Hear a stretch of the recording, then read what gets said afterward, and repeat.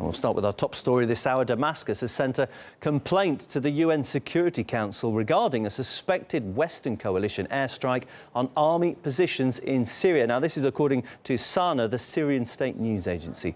At least 3 soldiers were killed in the attack in the country's Deir ez-Zor province.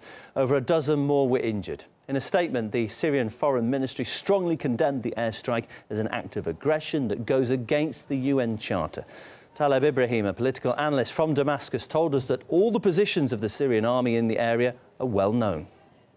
The airstrike happened yesterday very late in the night, and at the area in which Syrian army is fighting ISIS, it was a little shock for us. The airstrike was carried out in an area where there's a strong Islamic State presence. Is there a possibility that these Syrian government casualties could have been by accident?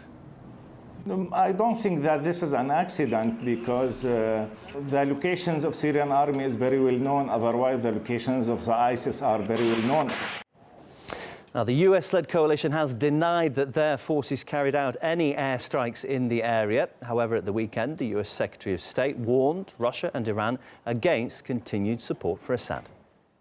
If Russia and Iran stand as a bloc and allow Assad to simply stiff the process, and we get no transition at all, then it will be clear who the problem children are, and our options will be narrowed, and we will have to make some tough choices.